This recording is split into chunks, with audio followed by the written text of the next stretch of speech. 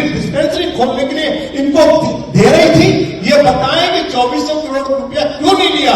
अब श्रीमती रेखा गुप्ता जी की सरकार ने 2400 करोड़ रुपया केंद्र सरकार से ले लिया है। दिल्ली के अंदर 1100 आरोग्य मंदिर रेखा गुप्ता जी की सरकार बना रही है। लगभग 100 आरोग्य मंदिर बनकर तैयार हो गए हैं। ये हमारी 3-4 महीने की उपलब्धि है। हमने सड़कों पर बसें भी उतारी है। बस एक बात मैं कहूंगी, लास्ट चीज में बस एक बात कहूंगी, आम आदमी पार्टी बहुत खराब है, आतिशी बहुत खराब है, अरविंद केजरीवाल बहुत खराब है, हमें कुछ नहीं आता। लेकिन फिर भारतीय जनता पार्टी सारा टाइम हमारी बात क्यों करती रहती है? अपनी बात करें, चुनाव वो करें। 95% टाइम मोदी जी तो वैसे संसद चले गए हैं। अगर आप कभी दिल्ली विधानसभा में आए, दिल्ली विधानसभा में अगर 95% समय किसी की बात होती है बीजेपी द्वारा तो अरविंद केजरीवाल जी की होती है, आम आदमी पार्टी की होती है और आतिशी की होती है। गर्दी के साथ लूटा, दिल्ली को बर्बाद किया इन लोगों ने। मैं पूछना चाहता हूं कि आयुष्मान भारत योजना को लागू नहीं होने दिया। नरेंद्र मोदी जी की सरकार ने पूरे देश में आयुष्मान भारत योजना लागू की, लेकिन उस योजना के खिलाफ ये कोर्ट में चले गए। 2400 करोड़ रुपया आरोग्य मंदिर बनाने के लिए मोदी जी की सरकार दे रही थी, उसके खिलाफ ये कोर्ट में चले गए। MRTS रेल दिल्ली से मेरठ तक चलाई जा रही थी। उस जो पैसा इनको देना था इन्होंने नहीं दिया। इन्होंने पूछिए, हमारी एनजीटी ने यमुना की सफाई का काम दिल्ली के एलजी को सौंपा। सुप्रीम कोर्ट में जाकर उस कार्य को इन्होंने रुकवा दिया। क्या इनके पास कोई जवाब है? आज श्रीमती रेखा गुप्ता की सरकार ने हमारे जो वरिष्ठ नागरिक है, जिनकी उम्र 70 साल से ज्यादा है, चाहे वो अमीर है चाहे वो गरीब है, जैसे ही सरकार आई पहली कैबिनेट की बैठक में आयुष्मान भारत योजना को लागू कर दिया और 70 साल से जिनकी उम्र ज्यादा है, आज उनके लिए 10 लाख रुपए तक मुफ्त इलाज की व्यवस्था श्रीमती रेखा गुप्ता जी की सरकार ने किया। बताइए कि वो इनका वरिष्ठ नागरिकों से आखिर इनकी क्या दुश्मनी थी? क्यों नहीं इन्होंने उस योजना को लागू नहीं होने दिया? मैं पूछना चाहता हूँ कि दिल्ली में, मैं पूछना चाहता हूँ, दिल्ली में बूंद बूंद पानी के लिए लोग तरस रहे थे। श्री नितिन गडकरी 2018-2019 में जल मंत्री भी थे। ये पेपर मेरे पास है। लखवाड़ा बहु उद्देश्य परियोजना, रेणुका बांध परियोजना, केसाव बांध योजना, इसके लिए लगभग 7,000 करोड़ रुपया 6 राज्यों की सरकारों को, जिसमें दिल्ली भी थी, दिया केंद्र सरकार ने। लेकिन ये हिमाचल से एक बूंद पानी नहीं ला पाए। आज मैं इनको बताना चाहता हूं, दिल्ली के लोग यहां बैठे हैं, मोदी जी की सरकार जल्दी ही जो हमारी यमुना है इसमें गंगा का पानी लेकर आ रही है। आप मुझे पूछेंगे कहां से लेकर आ रही है? हिंडन नदी से हम गंगा का पानी लेकर आ रहे हैं यमुना में।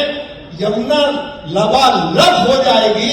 हमें हथनी कुंड बैराज से केवल 400 क्यूसेक पानी हर रोज मिलता है।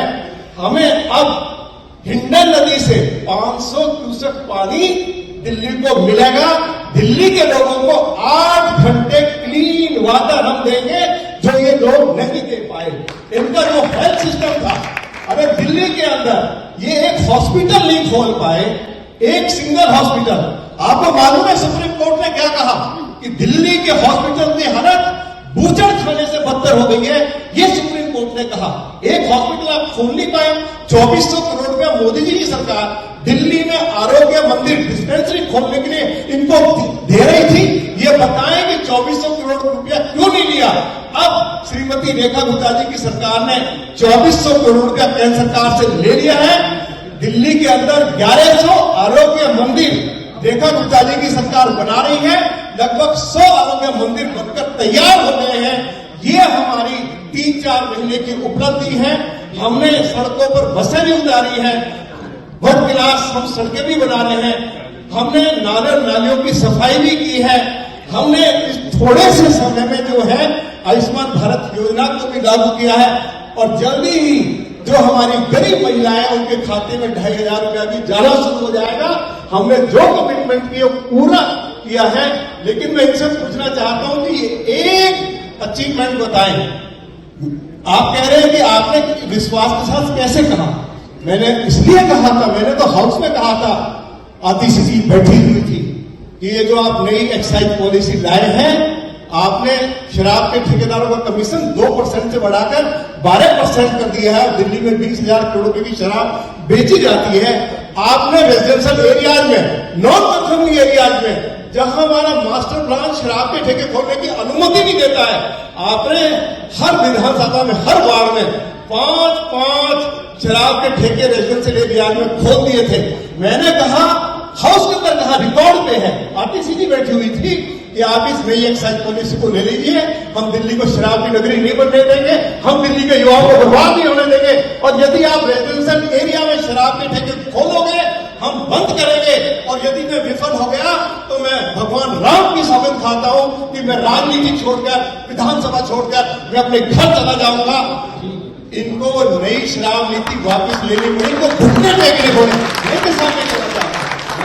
इसलिए मैंने कहा था, रामवीर पिथोड़ी जी ने कहा कि केंद्र सरकार 2400 करोड़ रुपया दे रही थी आयुष्मान भारत के लिए, आम आदमी पार्टी की सरकार ने नहीं लिया, रेखा गुप्ता जी ने ले लिया, और अब उस 2400 करोड़ रुपए से मोहल्ला क्लिनिक को पेंट करके उसको आयुष्मान आरोग्य मंदिर के बोर्ड लगा रहे हैं।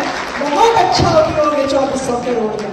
उन्होंने कहा कि 25,000 करोड़ नितिन गडकरी जी ने दिल्ली के ट्रांसपोर्ट सिस्टम को बेहतर करने के लिए दिए हैं। उससे भी अरविंद केजरीवाल की हरी रंग की मोहल्ला बसेस को भगवा रंग देके देवी बस के नाम से लॉन्च कर रहे हैं। उस 25,000 करोड़ का भी बहुत अच्छा उपयोग है। आखिरकार एक चीज जो पहले रह गई थी वो मैं बस थोड़ा सा कहना चाहूंगी कि इन्होंने कहा कि 1,25,000 करोड़ केंद्र सरकार दे रही है दिल्ली सरकार को सड़कें ठीक करने के लिए, इंफ्रास्ट्रक्चर ठीक करने के लिए। 70-80 हजार करोड़ का तो दिल्ली सरकार का कुल बजट होता है। 1,25,000 करोड़ कौन दे रहा है, कहां दे रहा है?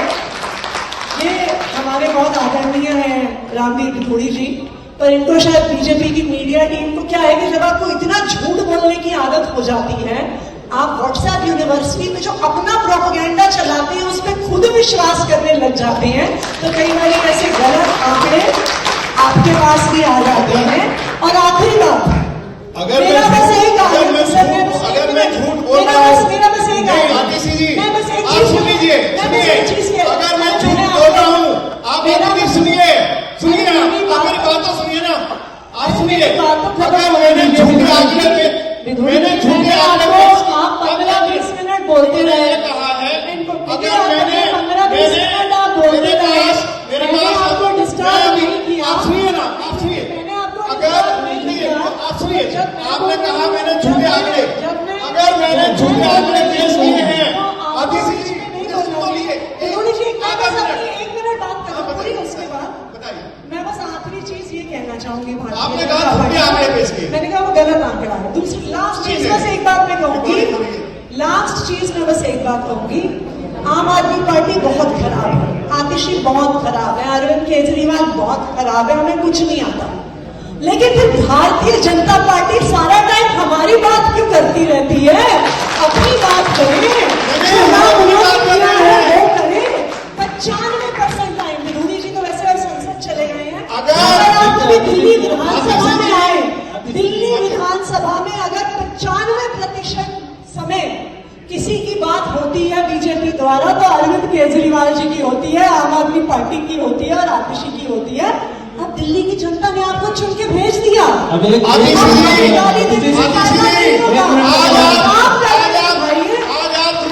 आप रुकिए, इसी मंच पे मैं साबित करूंगा कि 1,24,000 करोड़ रुपया मोदी जी की सरकार ने दिल्ली के सड़कों के लिए, हाईवे के लिए, फ्लाईओवर्स के लिए दिए हैं। और यदि मैं साबित नहीं कर पाया तो मैं पार्लियामेंट की मेमोरी छोड़ूंगा, नहीं तो आप वीडियो को दूंगा। आप स्वीकार करिए। और यहीं करूंगा, यहीं पे करूंगा, यहीं पे करूंगा, अभी यहीं पे करूंगा, यहीं पे। बस मैं कह रहा हूँ और ब्रेकअप दूंगा आपको ब्रेकअप दूंगा। आरोप मेरे पास आरोप लिया जरा, लाओ जरा कागज, लाओ जरा। आप दोनों के बीच जोशी जी आपके पास पेपर लाओ जरा, लाओ अभी लाओ जरा। मुझे गडकरी जी वाले लाइए लाइए लाइए। ठीक है, दिल्ली के 80,000 करोड़ के बजट में लाइए।